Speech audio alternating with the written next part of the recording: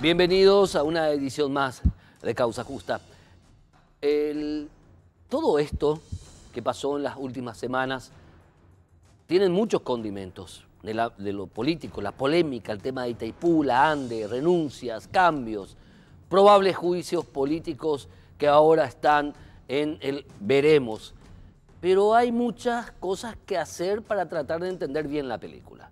Por un lado, hay que apartar el hecho político en sí, porque hay una cuestión que es eminentemente política, que obedece a intereses políticos de revanchismo, de permanencia, de pases de factura, lo que ustedes quieran o consideren. Todo entra.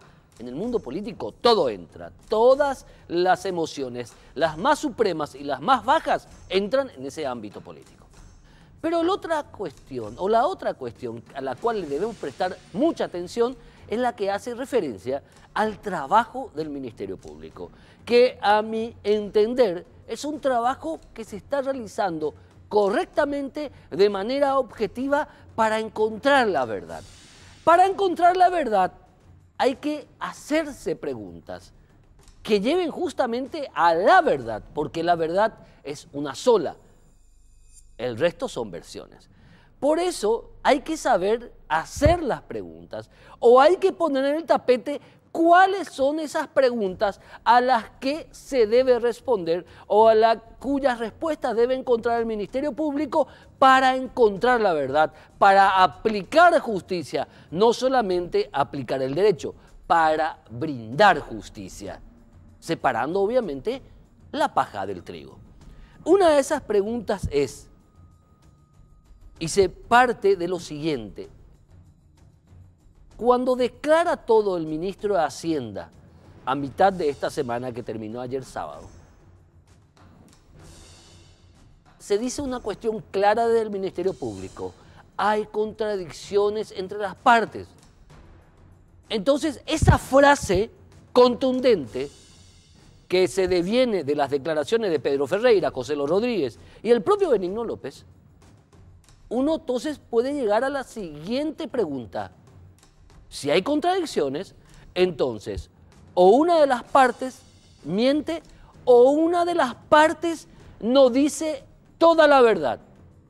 ¿Cuál es la realidad? ¿Todas las partes mienten? ¿O una de las partes no dice toda la verdad o no dice no todo lo que sabe, todo lo que hizo dentro de esta polémica? Esa es una de las preguntas. ¿Quién no dice toda la verdad? También, otra cuestión. Después del 24 de mayo, después de las firmas en este acuerdo luego anulado entre las altas partes de Brasil y Paraguay, siguieron realizándose reuniones entre la empresa o las empresas interesadas en comprar la energía que le corresponde al Paraguay a través de la ANDE para comercializarla en el Brasil. Esas reuniones, después del clave día 24 de mayo, continuaron. ¿Quién las realizó? ¿En qué ámbito? ¿Público o privado? ¿Y por qué? ¿Quién llevó a cabo esas reuniones con la empresa o las empresas interesadas? Eso nos lleva a una siguiente pregunta. ¿Había más empresas interesadas aparte de la ya tan conocida Leros? ¿Había más empresas interesadas? ¿Cuáles son? ¿Cuáles son esas dos o más empresas interesadas igual que Leros para concretar este negocio? Que es un deseo largamente acariciado por el Paraguay, que nuestra energía que no usamos a través de la ANDE la vendamos en el Brasil, generando millones de dólares para el Paraguay. ¿Y a instancias de quién? ¿Y de la mano de quién? Estas otras empresas, además de Leros, accedieron y comenzaron a hacer una especie de puja ¿Y estas empresas de qué país son? ¿Y estas empresas vinculadas con qué actores están? Varias preguntas. Varias preguntas. Y una pregunta clave. De Leros, el lobista era José Lo Rodríguez. De estas otras empresas, ¿quiénes eran los lobistas o las lobistas? Hacer lobby, creo que me hago entender. ¿Quiénes eran? ¿Había más de un intermediario? ¿Quiénes son esos intermediarios? Y la última pregunta, esos intermediarios, ¿con quiénes estaban vinculados? Y finalmente, ¿a quiénes representaban? La cantidad de preguntas que les hago. Si estas preguntas son de manera objetiva, contestadas con una claridad meridiana, con una claridad absoluta, yo creo que vamos a llegar a la verdad. No la verdad a medias tintas, la absoluta verdad, para entender todo el panorama. Porque vuelvo a lo que dijo el Ministerio Público después de que Benigno López haya declarado. Las partes se están contradiciendo. ¿Alguien mintió o alguien no dijo toda la verdad? Y esto nada tiene que ver con hechos políticos, tiene que ver con un hecho jurídico, en donde debe primar nada más y nada más que la ley, el absoluto reinado de la ley.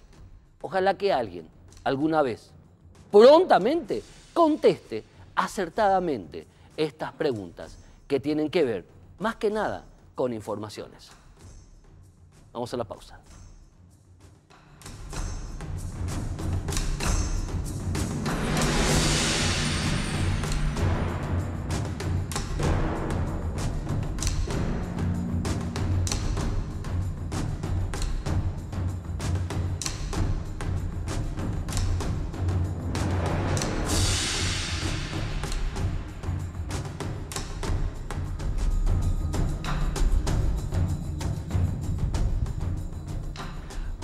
El doctor Juan Martens, un criminólogo, uno de los más altos especializados en el análisis del crimen en nuestro país, realizó por una larga temporada en San Pablo un estudio pormenorizado sobre una de las bandas organizadas más grandes del mundo y de un reinado terrorífico, el PCC, Primer Comando da Capital. Ay, te gusta mi portugués, doctor Juan Martens. Doctor Juan Martens, bienvenido. Buenas noches, Héctor, a vos y a toda la audiencia. Hiciste un largo estudio sobre el PCC en San Paulo. Estamos todavía haciendo el estudio, de hecho sí, prácticamente desde el 2015 tenemos un estudio, pero recientemente nos concentramos unos 120 días en Sao Paulo y alrededores y otras zonas de influencia del PCC, que hoy es prácticamente todo el Brasil, es Paraguay, es parte ya de Argentina, Bolivia y Perú hace bastante tiempo están ya bajo dominio del PCC, y lo que nosotros lo sentimos hoy es algo que empezó hace bastante tiempo, 25 años atrás.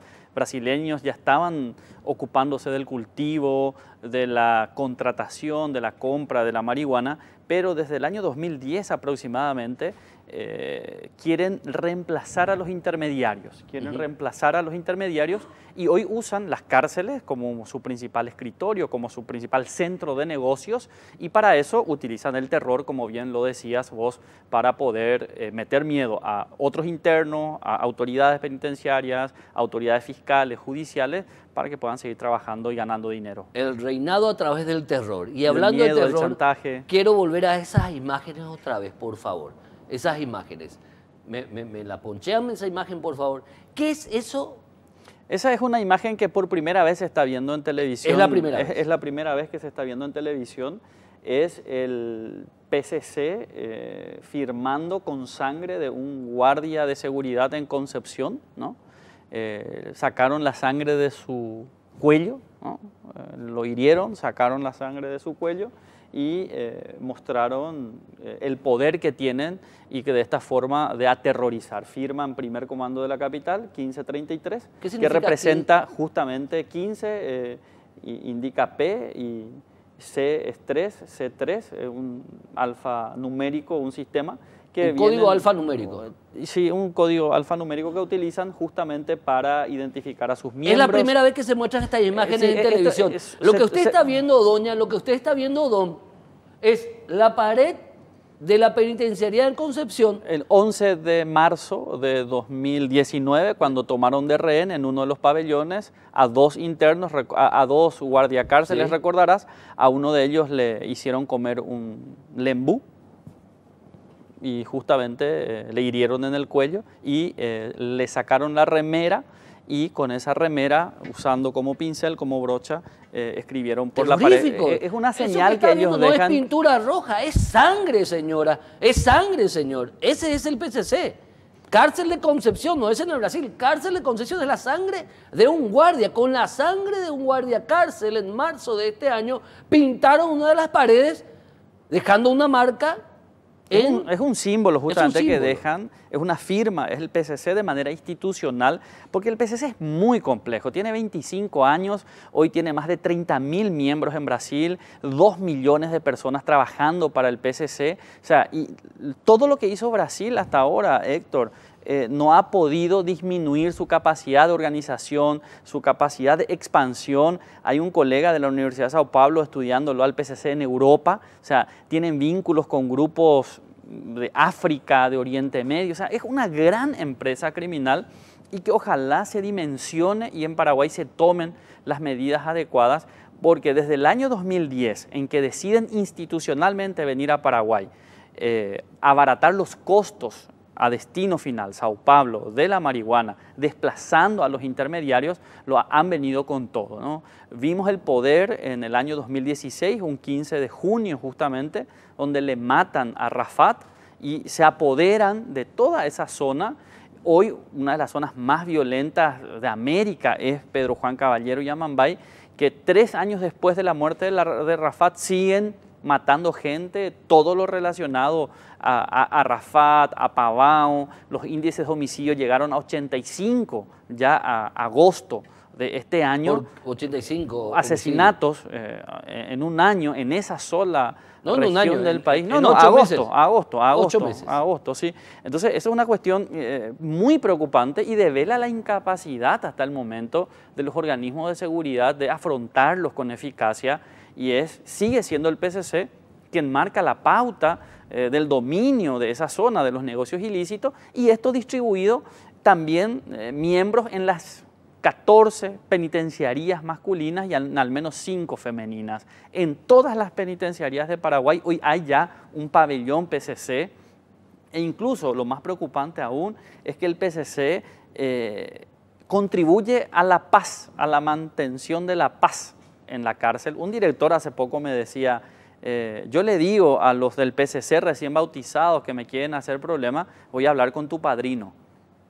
Y así se tranquiliza. Dice, o sea, esto nos muestra que hoy el PCC está gestionando la violencia en las cárceles, está co-gobernando la cárcel, como ocurrió y ocurre también en varias penitenciarías del Brasil, pero no dimensionamos los efectos que esto pueda seguir teniendo en el futuro, Héctor. ¿Qué efectos pueden seguir teniendo este estudio que se realizó en una parte en San Paulo por 120 días? ¿A qué líneas de argumentación o de definición te han permitido llegar? Cuando el PCC sale de la cárcel y ocupa territorios, barrios, y empieza a dictar normas, a juzgar a personas, o sea, ese es el nivel hoy de varios barrios de Sao Paulo principalmente, y ojalá no vengan estas otras facciones, estos otros grupos criminales que incluso en Río están fijando el precio de la batata, el precio de la cebolla, imponen de quién comprar televisión, imponen de quién comprar materiales de construcción, o sea, que son las milicias, como se les llama. O sea,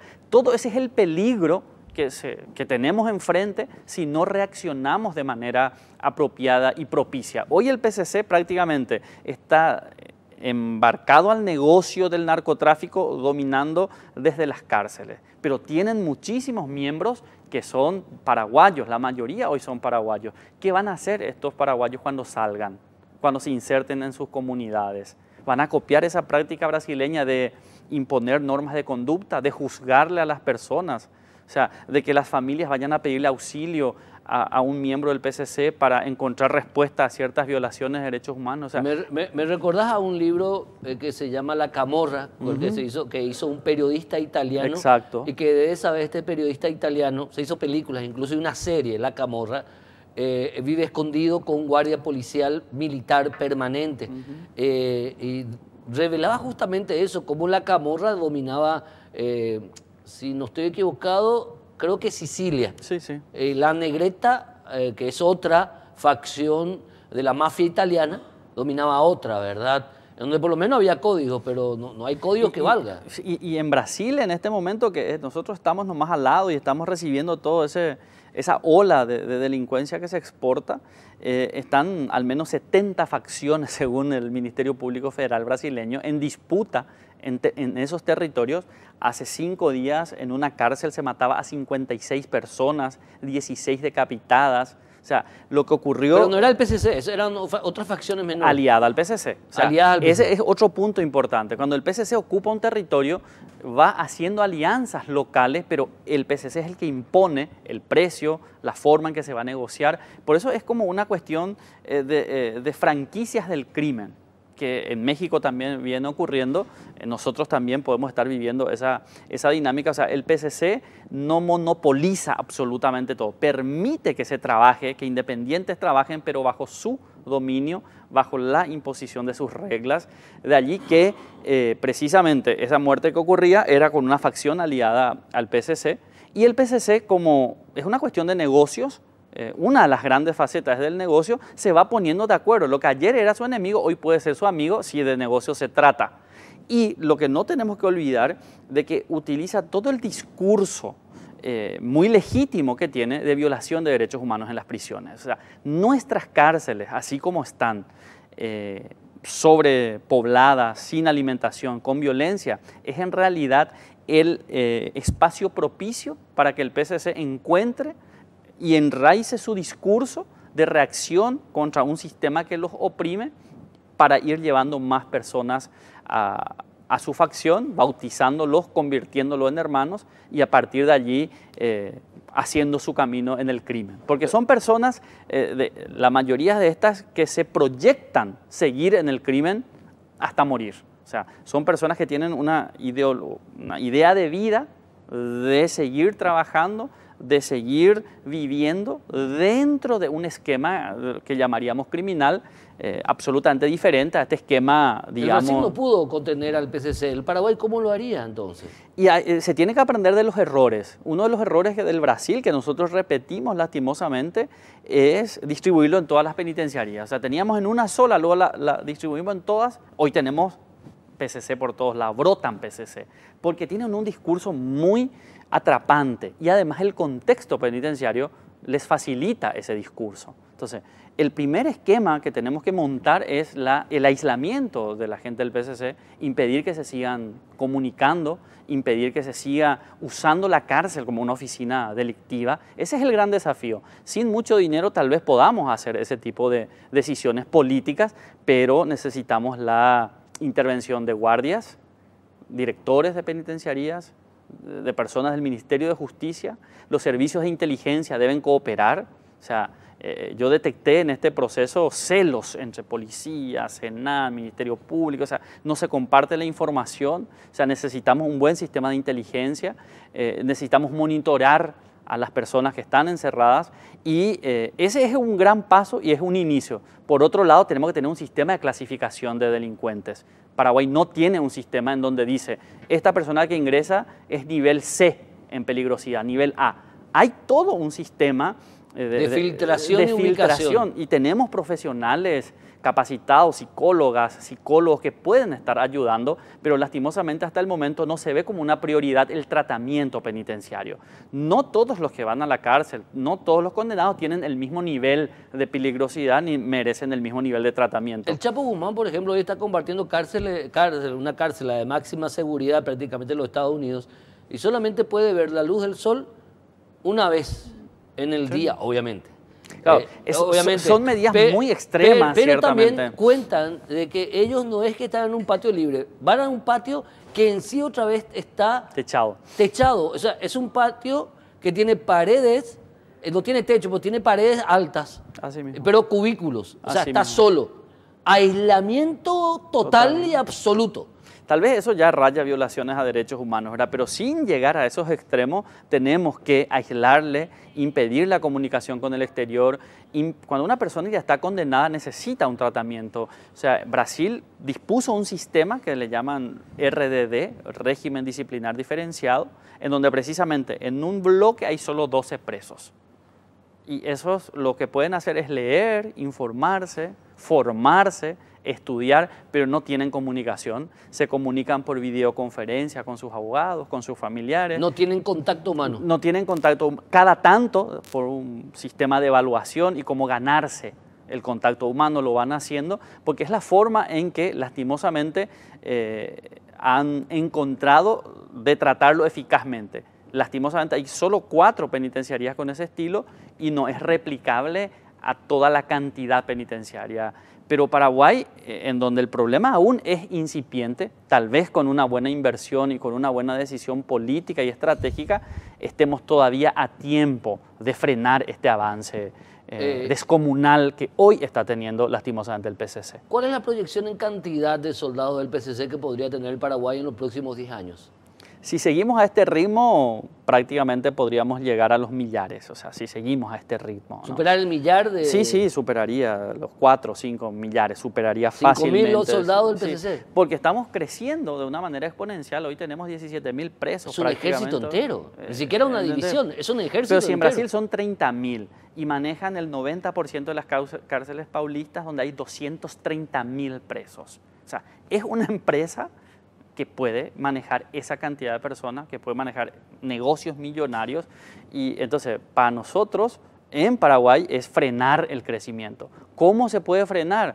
Dando tratamiento penitenciario, clasificando a los condenados, aislando a quienes tengan que aislarse. Se debe usar muy bien la prisión preventiva, se debe usar el tratamiento penitenciario. O sea, tenemos mecanismos legales para aplicarlo. Necesitamos voluntad, necesitamos tal vez una pequeña inversión y por sobre todo tratarle bien a los guardiacárceles para que no metan, como hoy siguen haciendo, todo en la cárcel. Los principales traficantes penosamente son parte del sistema penitenciario, como guardias cárceles, ¿verdad? No todo, pero una... Hay una gran mayoría mal pagado que sirven como proveedores de productos lícitos e ilícitos. Vos sabés, en Tacumbú hay muchas despensas, fruterías, verdulerías que se surten de los guardiacárceles, o sea, de estos productos. Entonces le llevan y son como intermediarios y a la vez esto alimenta toda una red de pagos dentro de la penitenciaría.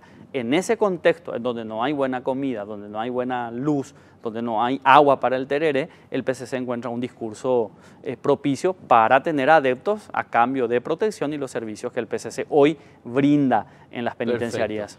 Ya para ir cerrando, entonces debemos apostar a políticas inteligentes más que represivas. Absolutamente, vos lo dijiste, y estratégicas, ¿no?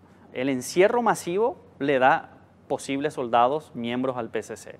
La violencia en la cárcel le da rabia y busca vengarse del sistema. Necesitamos tratarle bien a los presos y a las presas, pero clasificando según su peligrosidad, según sus antecedentes y darle un tratamiento. Cuando vos decís eso, el ciudadano dice, ¿por qué le tengo que tratar bien a un delincuente que me asaltó, que violó, que mató? ¿Por qué le tengo que tratar bien? Porque durante su periodo de encierro lo que queremos es que piense sobre aquello que hizo, se arrepienta sobre aquello que hizo y pueda insertarse a la sociedad como uno más del montón. O sea, hay personas que cometen 1 o 2 delitos, que tuvieron un desliz en la vida, pero hay otros que se proponen cometer delitos toda la vida.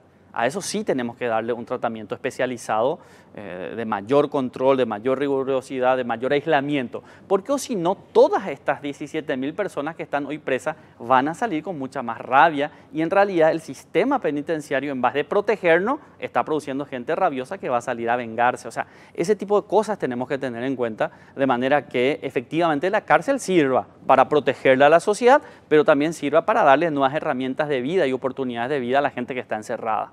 Perfecto, doctor Juan Martens. Hay que avanzar con inteligencia, pero ya estamos perdiendo tiempo, ya estamos perdiendo el partido, creo. Estamos perdiendo, avanzaron bastante. Hoy están en todas las penitenciarías y, como te decía, están co-gobernando con los directores. Ese es el nivel en que hoy tenemos.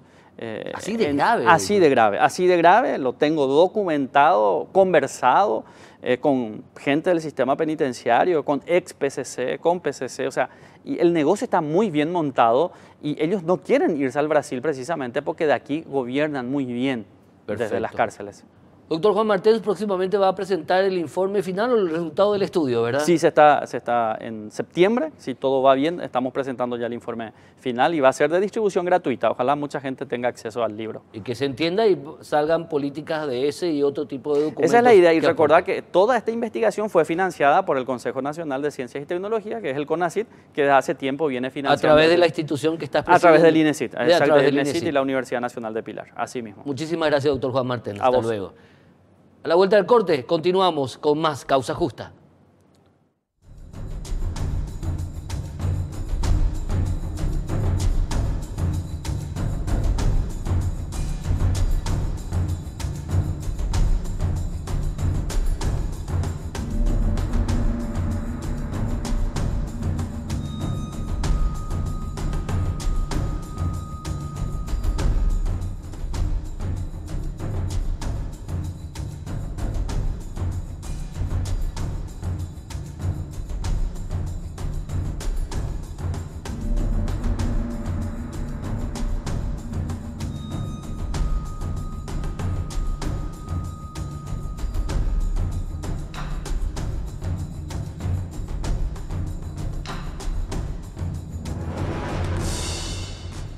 Bienvenidos a una edición más de Causa Justa. Un proyecto de ley se está comenzando a debatir en la Cámara de Diputados. En el mismo se plantea una modificación que está dando que hablar y preocupa a los abogados. Hoy nos acompañan el doctor Juan Sosa Vareiro y el doctor Manuel Riera, ambos reconocidos analistas del ámbito jurídico y quienes, digamos, van a expresarnos sus respectivas preocupaciones. A ambos el agradecimiento por estar con nosotros. Bienvenidos. Muchas gracias a usted y a la audiencia. ¿De qué estamos hablando al hablar de este proyecto de ley que pretende modificar articulados procesales volviendo pública la acción penal privada volviéndole pública, medio que está confuso incluso el tema? Doctor, contigo empezamos. ¿Cómo no? Antes que nada, buenas noches para la audiencia. Aquí tenemos un proyecto de ley, una vez más, Héctor, poco socializado entre los profesionales del gremio, por el cual están pretendiendo modificar el artículo 17 del Código Procesal Penal, que nos habla de la acción penal pública y la acción penal privada. ¿Por qué la confusión? Porque tenemos algunas figuras jurídicas como el maltrato, la lesión culposa, la amenaza, tratamiento médico sin consentimiento, violación de domicilio, lesión de intimidad y otros más contemplados en el artículo 17 del Código Procesal Penal, que en este proyecto pretenden incluirlo dentro de una facultad o potestad exclusiva del Ministerio Público. ¿Qué pasa? Tenemos un Ministerio Público que sabemos que ni siquiera puede responder en forma a la problemática actual, que es su responsabilidad directa, y agregarle otra vez más responsabilidades en acciones penales que muchas veces los propios fiscales y funcionarios te dicen que son menores, sería un error, porque de alguna u otra forma no vamos a tener la calidad de justicia que el justiciable requiere. Y también para los profesionales del derecho sería todo un conflicto tener que ir a un ministerio público recargado de trabajo que no les va a prestar la misma atención a estas causas que a otras causas que son tal vez mucho más graves. Tenemos que volver a ir a litigar en cuestiones que hoy se está dirimiendo, pero con absoluta satisfacción dentro de la justicia. Porque como ustedes sabrán, directamente estos tipos penales van a el juzgado de sentencia sin mayor trámite y es, inclusive, me gustaría también escucharle al colega, hoy en día un tipo de acción penal que hasta que podríamos decir rápida, considerando los demás tipos de procesos donde sí interviene el Ministerio Público. Consideramos un error consideramos que es sobrecargar a una institución que hoy ya está totalmente desfasada y consideramos que este proyecto debería haber sido socializado entre los profesionales y los gremios para poder realmente tener una idea mucho más acabada de lo que nosotros vemos día a día que hacemos pasillo. Viniendo de alguien como Rocío Vallejo, sos una conocedora del ámbito jurídico por su papel de fiscal, cargos públicos, también de abogada del foro. Me llama la atención este proyecto de ley, doctor Manuel Riera. Y a todos nos llamó la atención. El Colegio de Abogados recibió la invitación a participar en un momento dado en una audiencia pública para debatir el proyecto. El problema es que la invitación no nos trajo el proyecto. O sea, nos vino el texto que nosotros debíamos de alguna manera analizar para ir a... Pero no en vano, esa invitación tampoco fue, según entendemos, una iniciativa de parte de la comisión que está detrás de la cuestión, sino que fue una iniciativa que se debe también agradecer al Ministerio Público. El doctor Ricardo Merlo pidió que se oiga también el parecer de los abogados, porque en las primeras convocatorias inclusive no estábamos incluidos, ¿verdad? Todo lo que dijo el doctor Sosa coincide con lo que dijo ya el Ministerio Público a través de sus asociaciones. Están colapsados. Traer más acciones de este tipo a la Fiscalía supondría no solamente recargar su trabajo, sino suponer inclusive una merma presupuestaria, porque habría que traer los insumos y la gente para atender un trabajo con una realidad presupuestaria que hoy ya es insuficiente. Lo mismo dijeron los defensores públicos. Y cuando nos tocó el turno a nosotros, el colegio dijo además, sacando un poco el problema presupuestario, que es una realidad, sacando un poco el problema técnico que supone una sobrecarga a los fiscales, que también es una realidad, hay dos aspectos que podrían considerarse en la mesa de diálogo, que es una, la gremial, deja al abogado particular ser dueño de la causa como querellante y pasa ahora la batuta y la dirección de la acción al fiscal en una acción que dejó de ser privada para volver pública, por un lado, y por el otro lado, además está todo el aspecto filosófico detrás. Ahora el Estado va a decir que yo me ofendí. Ahora el Estado va a decir que a mí me calumniaron. O sea, papá puede estar gritándome en la calle, diciéndome, mita ahí, esto, lo otro. Y yo digo, eso es educación, pero un fiscal puede decir, no, no, no, te están calumniando. O sea, lo que te digo es, se está perdiendo además un aspecto desde el punto de vista de la autonomía privada, de la libertad del ciudadano, para que el fiscal ahora diga, no, según nosotros, el Estado, vos estás ofendido y de público oficio tenemos que investigar este tema porque así la ley nos compete. Entonces, nosotros manifestamos digamos, la preocupación del aspecto gremial, del aspecto filosófico, la no atención de no habernos mandado los proyectos, sumado a lo que decía ya el doctor Sosa, que es lo que dijo el Ministerio Público, problemas presupuestarios y técnicos, ¿verdad? Ahora, ¿esto atentaría también con el principio constitucional o con principios constitucionales, doctor Sosa Vareiro? En lo que hace a la independencia, en lo que hace al servicio de justicia, en lo que hace a la situación en sí de la persona como sujeto de derecho? En primer lugar, creo que el justiciable es el más perjudicado. ¿Por qué? Como muy bien lo dijo acá el doctor Riera, el honor de una persona, la intimidad de una persona, es absolutamente subjetiva.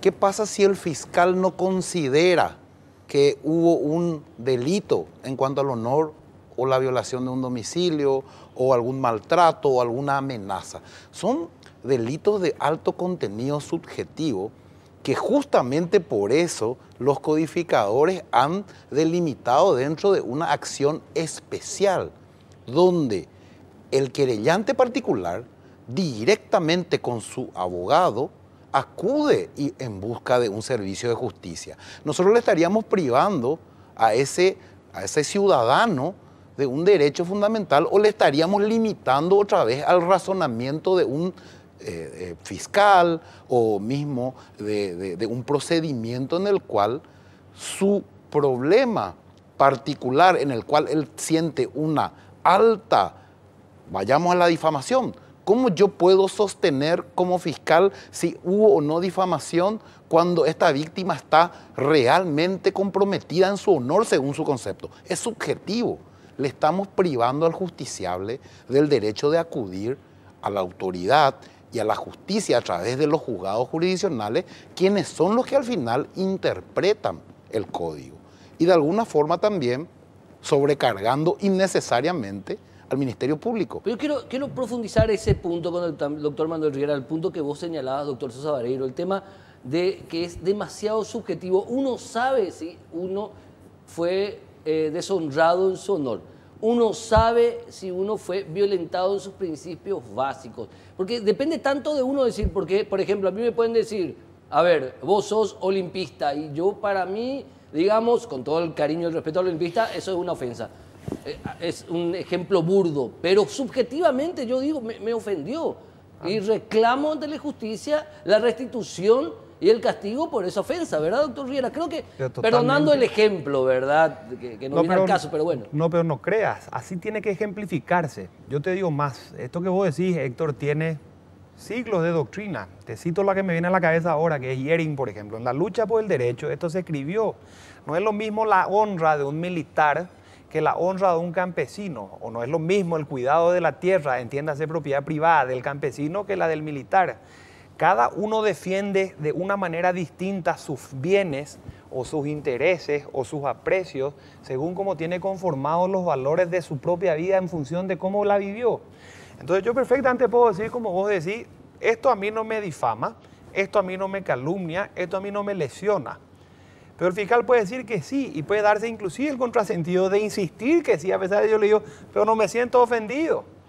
Entonces es un absurdo filosóficamente, teóricamente, desde la libertad de la persona, cuando el sistema tiene que estar para el ciudadano, no el ciudadano para el sistema, que se proponga publicitar aquello que reposa, digamos, en lo más íntimo y privado de mi persona, yo ciudadano. Según este proyecto de ley, doctor Sosa Vareiro, antes de ir al corte, ¿qué puntos del Código Penal van a pasar de ser del ámbito privado al ámbito público? O sea, habilitando al Ministerio Público a intervenir. ¿Qué hechos? ¿Qué tipo de delitos, doctor? Estamos hablando de todo lo que están contemplados en el artículo 17 del Código Procesal Penal actual, que son exactamente 15, ¿verdad? Entre ellos lo que cité al principio.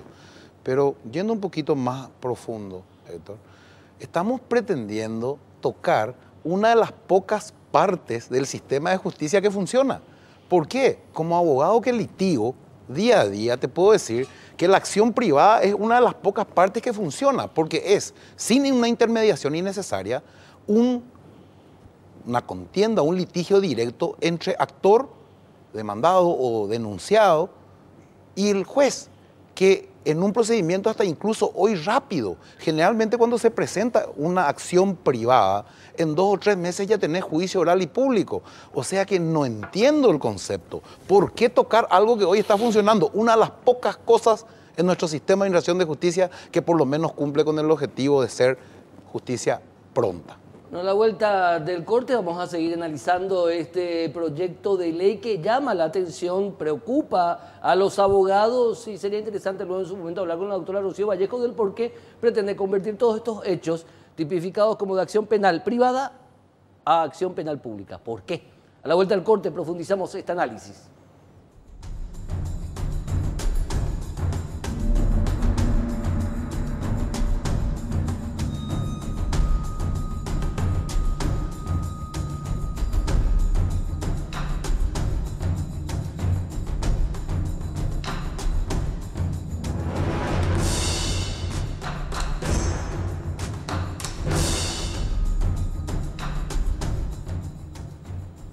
Volvemos con el análisis de este proyecto de ley presentado por la diputada Rocío Vallejos en estudio en la Cámara Baja, que modifica todo un articulado del Código Penal estableciendo que hechos que caen bajo la acción penal privada se conviertan en hechos de acción penal pública. Hasta ahora todos los gremios de abogados han pregado el grito al cielo y también gremios de fiscales, defensores públicos diciendo que esto es innecesario. ¿Por qué más es innecesario, doctor Manuel Riera? Mira, la parte técnica de la cuestión también, además de la diputada, podrías consultarla con el doctor Cronaueter, que es quien la asiste, por un lado. Y por otro lado nos preocupa, por lo mismo que decía el doctor Sosa, no estamos hablando de tocar solamente el aspecto que funciona, ¿verdad?, sino señalar justamente que una de las razones por las que funciona es porque hay litigación directa. Es decir, recae en mi interés, yo Manuel Riera, abogado que litigo, o doctor Sosa, el que litiga, en que la cosa vaya para adelante y se llegue a una sentencia. Desde el momento que la instancia es privada, el interés se mueve a otra velocidad, porque no tenemos los problemas que el Ministerio Público ya nos dijo públicamente que dice tener, que son de personal, de insumos, de presupuesto, de tiempo, de sobrecarga. Sacarnos eso supone un problema. Además, esto es, si se quiere, una de las respuestas a lo que preguntaba en el bloque anterior. ¿Por qué se hace esto sabiendo que funciona? Una de las respuestas que dijo la diputada es porque hay mucha gente que no puede contratar un abogado. O sea, lo que dice la doctora Vallejo en pocas palabras es, vamos a darle carácter público a todo lo privado porque mucha gente en lo privado no les puede contratar a ustedes. Porque no tiene la plata para pagarla a ustedes, porque no puede darse el gusto de tener un abogado bueno y esto, lo otro y qué sé yo. La defensa pública, chau, gracias, ¿verdad? Pero esa es una visión donde vos decís, todos los problemas de la República solamente puede resolver el Estado. Todos los problemas de la pobreza tiene que resolver el Estado. Todos los problemas de incapacidad de acceso a la justicia tiene que resolver el Estado. Nosotros somos auxiliares por excelencia. Nosotros, si vos querés realmente acceder al tema, sacar la obligación de presentar un poder, o sea, permitir que el poder general pueda usarse más de una vez, hacer un montón de cosas, o fortalecer la defensa pública, la defensoría, que acá lo dijo más de una vez, o sea, muchos de tus invitados estuvieron acá por parte de la defensa, pero decir, el problema son tus precios, en pocas palabras te dicen eso, ¿verdad? Vamos a hacer nomás ya público todo, ¿verdad? Y entonces ahora la fiscalía se va a encargar de cubrir los gastos y la atención de justicia de gente a la que no puede acceder hasta ustedes. O sea que el aspecto gremial toca una cuestión de eficiencia que al gremio le preocupó y que manifestó en su audiencia, ¿verdad? Doctor Sosa Vareiro, lo mismo, creo que también aducir que porque no hay para pagar a los abogados privados se tenga que directamente romper todo un esquema, un sistema que, como sostenías vos, funciona, y también tocando el bolsillo de los abogados, que es otra cuestión. Para más que no hay mucho trabajo en el ámbito de los pasillos tribunalicios, quitarle una fuente de ingreso al abogado creo que es golpeada económicamente. También es un aspecto del debate. Coincido totalmente con el doctor Riera en su visión y al mismo tiempo me gustaría agregar lo que sigue. También perjudicamos al justiciable. ¿Por qué? El justiciable tiene el derecho de optar por la defensa que considere oportuna y optar por los profesionales que considere más competentes. Si yo soy lesionado en algo tan delicado como, por ejemplo, el honor, o algo tan delicado como la amenaza, para el Ministerio Público puede ser un caso entre mil, pero para mí es de vida o muerte. Está mi familia de por medio, está mi honor de por medio, mi integridad. Y si yo voy a hacer un esfuerzo en contratar la mejor defensa posible para obtener por lo menos un resarcimiento moral, yo tengo el derecho como justiciable de optar por quien yo considere mejor y no ir otra vez a trancarme en un Ministerio Público colapsado, muchas veces ineficiente, y lo peor de todo, Héctor, que va a tener que elegir entre una causa de homicidio con 47 cuchillazos y una lesión al honor. ¿A cuál crees que le va a dar mayor importancia o le va a dar mayor trascendencia? Va a quedar una vez más archivado ese caso que para el Ministerio Público puede ser menor, pero para el justiciable es todo. Perfecto. Doctor Riera, entonces, ¿cuál sería una alternativa a este proyecto de ley? Que el mismo sea rechazado, pero aprovechar el debate para mejorar aún más el servicio de justicia. Se puede fortalecer perfectamente el beneficio de litigar sin gastos. Se puede fortalecer perfectamente la defensoría pública. Se puede perfeccionar, por ejemplo, el abaratamiento de ciertos trámites dentro de toda la causa penal. Se pueden hacer un montón de cosas, pero lo que vos no le podés obligar al ciudadano es decirle, mire, usted ya no tiene ahora la opción de no solamente elegir a quien le gusta, sino usted no tiene la opción de dejar de litigar si quiere. Porque si el Estado considera que usted está ofendido, a usted le ofendieron.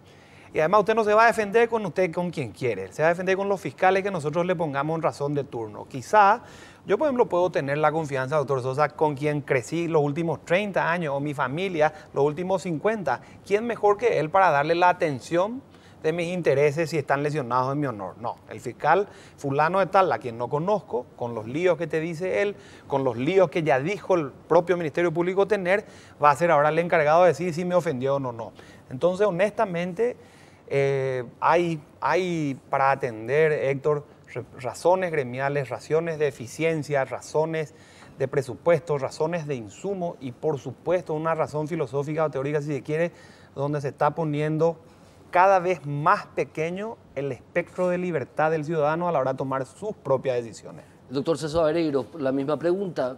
Busquemos más alternativas de solucionar hoy día el cuello de botella que significa el servicio de justicia en muchos otros aspectos y no quitarle una fuente de trabajo a los abogados. Incluso, iría más adelante, Héctor.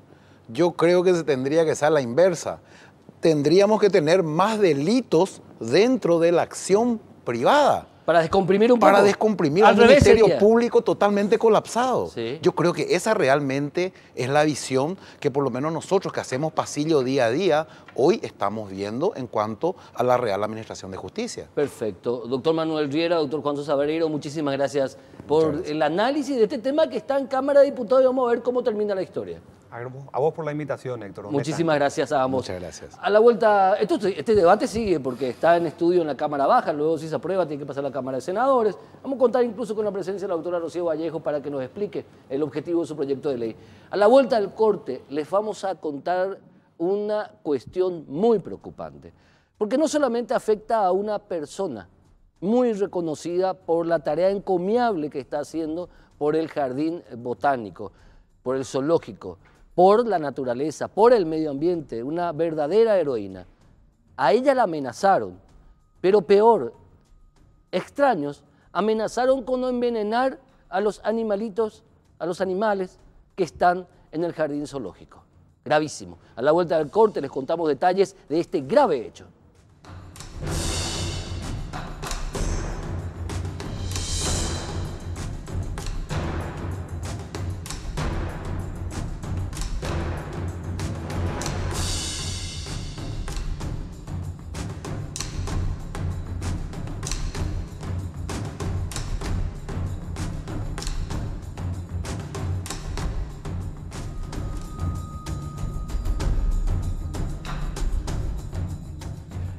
La señora Mari Llorens es conocida por ser no solamente una empresaria del rubro de la ganadería, sino por ser una verdadera matrona, una persona de un corazón enorme que cuida a muchísimos animales de muchísimas especies. Principalmente su trabajo es conocido en el jardín zoológico y botánico, de manera, digamos, ad honorem. De hace años está siendo una de las madrinas principales de este lugar. A ella la amenazaron, pero están amenazando extraños con envenenar a los animales de ahí, que están ahí, ¿verdad? Y qué terrible realmente. Señora Mari Llorens, bienvenida. Muy buenas tardes, gracias por la invitación. Buenas tardes a toda la teleaudiencia. ¿Cuáles son los detalles de esta grave denuncia, señora? Mira, inició con una estupidez, la puedo llamar, porque algunos funcionarios no estaban de acuerdo con las órdenes que daba el jefe del zoológico. Entonces empezaron a crear un ambiente hostil para todo y con los sindicatos se encontraron encontronazo a palabra, no. Entonces 7 personas, 8 personas de adentro del zoológico se recusaron a cumplir porque el jefe dijo, vamos a hacer una minga lunes, miércoles y viernes, todo junto, porque no es que son haraganes 7 o 8 funcionarios, porque cumplían con su trabajo, pero terminaban y no querían ponerla a barrer o a recoger hojas, etc. Y de ahí sale todo el lío, porque estamos acá hasta mañana. Entonces de ahí viene el lío. Me vienen los sindicatos, un sindicato, y me exige que yo saque el jefe del zoológico. Yo digo, ¿el jefe del zoológico qué hizo? Sí, tendrá mal carácter, yo no digo, porque lo digo. Pero el jefe del zoológico pienso que no faltó de respeto a nadie, aparte pedir de cumplir un trabajo todo junto, pues estamos todos en la misma olla. No le convenció, no le gustó nada y armaron todo un desastre, que tenía que salir el jefe del zoológico. Entonces agradezco al intendente Mario Ferrero y al jefe de gabinete Mancuello y al jefe de recursos humanos de toda la municipalidad, Aureliano, por la ayuda que todos juntos logramos. Breve, entonces, el jefe del zoológico acusado, escúchame bien, acusado de acoso laboral. Porque le dijo que tenían que hacer un trabajo adentro de su horario de trabajo, porque tengo que decir que hay funcionarios que trabajan, que aman su trabajo, que aman los animales, que aman todo. En breve. Entonces vamos a la municipalidad con el apoyo de la cabeza para ver de solucionar esto. Sale este audio donde una persona que hace parte de uno del famoso sindicato que no estaba de acuerdo con el jefe del zoológico y dice todo lo que dice, que va a quemar el jardín botánico zoológico, que van a envenenar a los animales, me van a quemar a mí, etcétera, etcétera. Esto nos caímos todos de espalda. ¿Está identificada esta persona? Parece que sí. Ahora, bueno, la gente me dice, yo no voy a hacer ninguna denuncia penal ni nada, mismo si esto puede ser una cosa de oficio mismo de la Fiscalía. ¿El Ministerio Público intervenir de oficio? Claro. Sí, bueno, yo quiero para la paz, porque después esta mañana estuvimos siempre con el intendente, todo el gabinete, y se logró que estas 7 personas que están adentro se trasladan a otro departamento adentro del botánico. Y mientras se está llevando adelante la investigación para ver si el jefe del zoológico es culpable de acoso laboral. No sé, yo la primera vez que escuchaba esto porque no es un orden.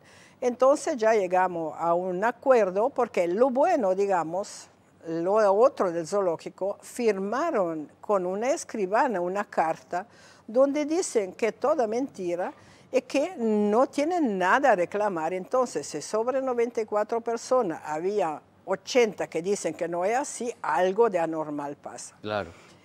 Pero lo grave es que una persona que ni trabaja dentro del zoológico hace esto. Entonces yo espero que este sindicato haga retirar esto y ya que podamos trabajar en paz, porque el Jardín Botánico Zoológico es un bien que no valoramos lo que tenemos en pleno centro de Asunción. Es algo inusual, ni Central Park es tan lindo como está el Jardín Botánico. Es antiguo, es verdad, hay mucho por hacer. Hay cosas que mejorar en los espacios donde están los animales. Que se está mejorando día a día, con lo medio que se tiene, se está mejorando día a día. Pero es algo único. Entonces, ahí hay un ambiente de trabajo que muchos envidian que se puede ir a trabajar. Y yo agradezco a la municipalidad, con el intendente encabezando, con su gabinete, que logramos, porque después, sabe, cuando entran los caprichos de uno de otro sindicato, después, finalmente, hoy, al mediodía, a la 1 de la tarde, se logró que salió un jefe de otro sindicato y salieron los otros, en otro departamento están todos, mientras se esclarece todo este gran problema que le ordenó de ir a barrer. Y todo por el simple hecho de que tenía que hacerse una minga ambiental y estos 8 funcionarios no querían hacer la minga ambiental. No, más venía porque ahí había alguna prepotencia un poco adentro. El jefe del zoológico dice, mira, yo tengo mi gente que está trabajando, la reunión, etcétera, al menos avíseme o se hacen después. Entonces hay pequeñas estupideces, porque yo la calculo estupideces. Yo desde que llegué, yo dije, acá estamos todos en una olla, todo junto. El respeto y la buena forma para hacer las cosas. Entonces, no sé, si no podemos llegar a esto, espero que esto, pero la amenaza, lógicamente, dio la gira del mundo y todo el mundo me escribió que están todos para ir. Yo dije, no, cálmese, no va a pasar nada. Pero la persona es un hombre el que amenaza. Es un hombre, ¿Sería uno de estos 8? No, es uno del mismo sindicato, mas de afuera. Entonces, ahora vamos a ver qué hace. Yo confío que el presidente del sindicato haga algo al respecto, porque no puede permitir a uno de sus afiliados que diga esto, ni de adentro ni de afuera, como no corresponde a nadie de hacer esta amenaza, a nadie. Claro, no corresponde. Ahí las vías, si el señor jefe del zoológico era una persona que incurría en algún tipo de acto de prepotencia o de acoso laboral, perfecto, pero eso, ¿por qué tiene que ver la amenaza contra una persona que está haciendo tanto bien por el zoológico gratis? No, bueno, me pasan el sueldo, más se queda todo ahí, a ver, espera, gratis en el sentido de qué? Sí. Que vos sos una empresaria que ese sueldo es una cuestión simbólica. Es simbólico y se queda todo adentro del zoológico. Claro, por eso yo digo eso, pero no, es gravísimo, señora. Es muy grave esto, pero bueno, ojalá que ya se calmen todo, porque hay tanta buena gente, tanto funcionario, y los animales están encerrados y tienen que ser cuidados y no pueden pagar precio por personas que, porque se manifestó la gente esta mañana. No cerró el botánico, no cerró ni la entrada del zoológico, cerró la entrada del personal, porque tienen miedo que le pasaba algo a los animales. Entonces, la gente, los otros funcionarios... La gente buena. Sí, no estaban de acuerdo en esto. Entonces, bueno, subsanamos esto. Espero que ya sea un paso más adelante para trabajar mejor, y que si hay un castigo que tiene que recibir alguien, que lo reciba después de la correspondiente investigación como tiene que ser. Si la persona incurrió en acoso laboral, bueno, que sea investigado. Sí. Pero el Ministerio Público debe intervenir de oficio, porque no es joda amenazar con quemar a una persona, y tampoco es joda con amenazar de quemar a animales. A un bien, no, además es un bien público, es un bien de la ciudadanía. Claro.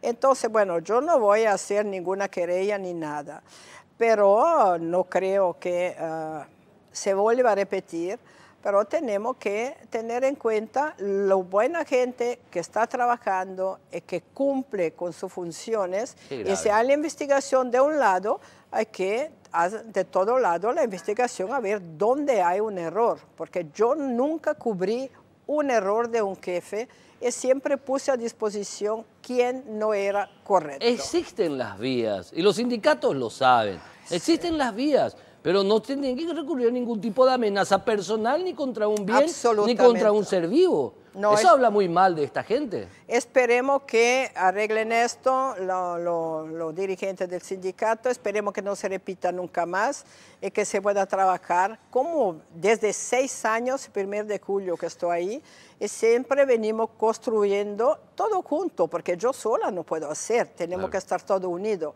Entonces que esto no desuna la unión que se había creado, todos tenemos diferencia, todos tenemos idea, todos tenemos un carácter, hay días que nos levantamos mal, hay días, pero hay que buscar de comprenderse.